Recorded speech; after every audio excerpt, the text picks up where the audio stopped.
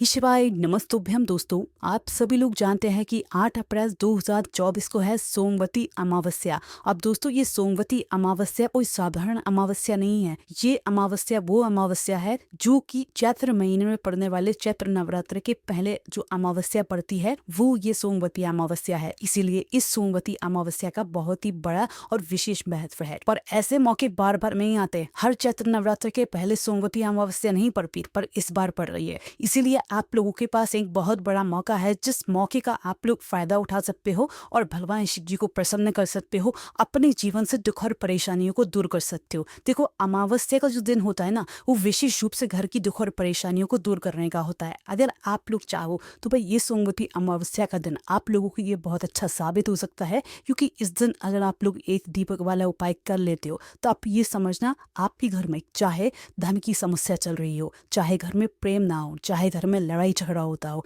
चाहे घर ही से जुड़ी हुई या आपके घर परिवार के सदस्यों से जुड़ी हुई किसी भी प्रकार की दुख और परेशानी चल रही है ना, तो ये वाला जो उपाय है ये आपके घर से सारी दुख और परेशानी को दूर कर देगा और सुख और शांति को आपके घर में लाएगा। अब दोस्तों इस वाले उपाय को आपको करना कैसे? उपाय बहुत ही आसान है, पर दोस्तों जो व्यक्ति इस उपाय को समझेगा वही इस उपाय को सही से कर पाएगा और उसी व्यक्ति को इस उपाय को करने का फल मिलेगा। ठीक है, तो सबसे पहली चीज दोस्तों, हम समझते हैं कि ये सोमवती अमावस्या के दिन आप लोगों को इसके उपाय के अलावा और क्या क्या करना चाहिए। सबसे पहली चीज दोस्तों, सोमवती अमावस्या कोई छोटा दिन नहीं होता है। सोमवार के दिन पड़ने वाली अमावस्या को हम सोमवती अमावस्या कहते हैं और ये हर महीने नहीं पड़ती है, बहुत ही महीनों बाद एक अमावस्या आती है, वो भी सोमवती अमावस्या। ठीक है, तो इस दिन दान पुण्य करने का विशेष महत्व होता है। इस दिन पीपल की परिक्रमा करने का विशेष महत्व होता है। इस दिन तुलसी माता की परिक्रमा करने का विशेष महत्व होता है। तो ये तो आप अपने हिसाब से पूजन अर्चना में कर सकते हैं, पर जो विशेष उपाय है घर की दुख और समस्या को दूर करने का, वो एक पीपल वाला उपाय है। जो उपाय से को करने से हमारे घर में अगर हमारे ऊपर पितृदोष भी लगा हुआ है, किसी भी प्रकार का जो ऐसा दोष है जिसकी वजह से आपके घर में दुख और परेशानी आ रही है, वैसे दोस्तों ज्यादातर जो दुख और परेशानी आती हैं वो हमारे पितरों की वजह से आते हैं, क्योंकि हम हमारे पितरों को खुश नहीं रखते हैं। और जब हमारे पितर हमसे खुश नहीं रहते हैं, जो पूर्वज हमारे होते हैं वो हमसे खुश नहीं रहते हैं, तो हमारे घर में अपने आप ही जो है दुख और परेशानी आना चालू हो जाती है। तो सोमवती अमावस्या का ही दिन वो होता है जिस दिन आप अपने पितरों को प्रसन्न कर सकते हैं और अपने घर की सारी दुख और परेशानियों को दूर कर सकते हैं। तो आइए दोस्तों, अब हम समझते हैं इस एक पीपल वाले उपाय को आपको कैसे करना है। सोमवती अमावस्या के दिन किस समय करना है और किसको करना है और घर के कितने सदस्यों को करना है। तो सबसे पहली चीज दोस्तों, ये जो एक पीपल वाला उपाय है ये सोमवती अमावस्या दिन, मतलब कि जी जो इस बार 8 अप्रैल 2024 सोमवार के दिन पड़ रही है ये अमावस्या, तो इस दिन आप लोगों को इस उपाय को किस समय करना है। सबसे पहले समय समझ लो, क्योंकि समय बहुत ही ज्यादा बड़ा और विशेष महत्वपूर्ण है।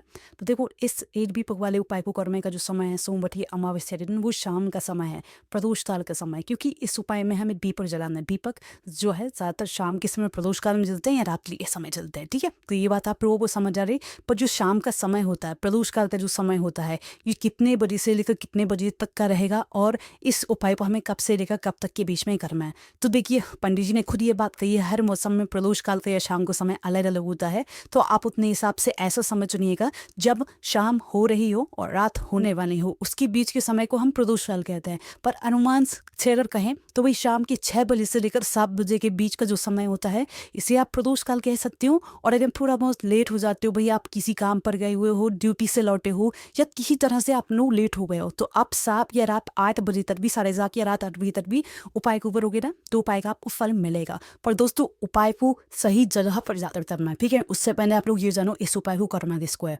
देखो ये उपाय घर इस सभी सदस्यों को करने की बिल्कुल भी जरूरत नहीं है। घर का कोई भी एक बड़ा मुख्य सदस्य इस वाले उपाय को कर सकता है।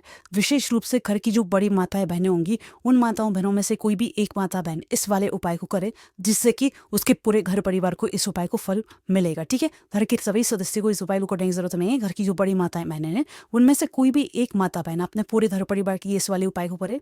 अगर किसी कारणवश घर में माताएं बहनें उपस्थित नहीं है या किसी कारणवश वो ये वाला उपाय ना कर पा रही हैं, तो उनकी जगह पर फिर घर का कोई बड़ा व्यक्ति भी, चाहे वो पुरुष ही क्यों ना हो, वह भी इस उपाय को कर सकता है। कोई दिक्कत वाली बात नहीं है। तो अब दोस्तों आप लोगों को समय भी पता चल गया और ये भी पता चल गया कि इस वाले उपाय को करना किसको है। अब हम ये जानते हैं कि इस वाले उपाय को करने की विधि क्या है, क्योंकि विधि सबसे ज़्यादा ज़रूरी है उपाय को करने के लिए, है ना। तो यहाँ से आप लोग बहुत ही ध्यान से सुनिएगा। देखिए, एक दीपक वाला उपाय नाम में ही समझ आता है कि इसमें हमें एक दीपक की तो ज़रूरत आवश्यकता पड़ेगी ही पड़ेगी।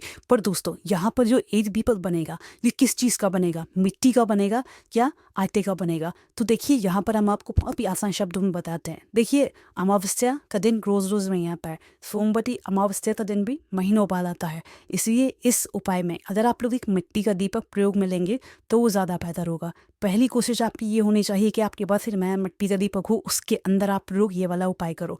नहीं है नया मिट्टी का दीपक तो जो पुराना दीपक रखा हुआ है भाई उसको धोकर मतलब उसको साफ करके जो है आप लोग इस मतलब उपाय में प्रयोग कर सकते हो, ठीक है।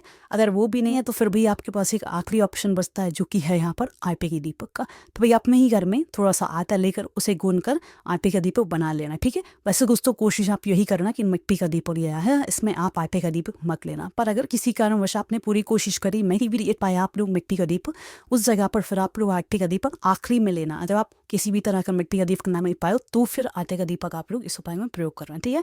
तो उस आटे को अलग से गूंद कर ही लेना और एक मीडियम साइज का आटे का दीपक आप लोग यार अवलियर। इसके बाद में इसके अंदर बत्ती कौन सी रहेगी ये बहुत ज़रूरी बात है और लोग इसमें बहुत ज़बरदस्ती बनते हैं इस उपाय को करने में, ठीक है।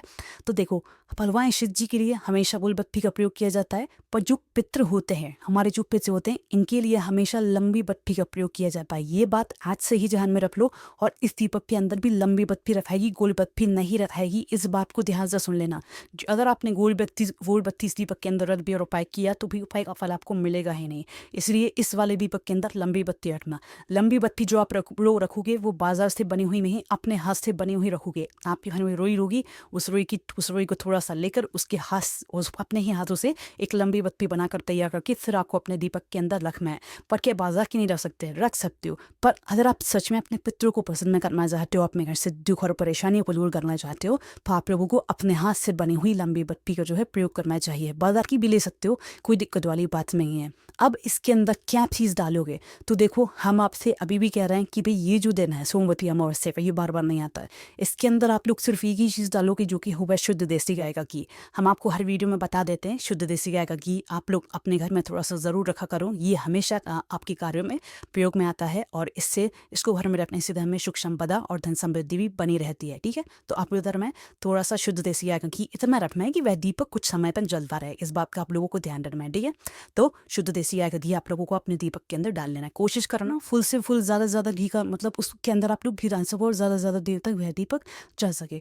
जैसे ही दीपक तैयार होता है, अब आपका ये दीपक तो तैयार हो चुका है। अब आपका जैसे शाम का समय होता है तो शाम के समय से कुछ समय पहले उपाय को पढ़ने की तैयारी शुरू कर देना।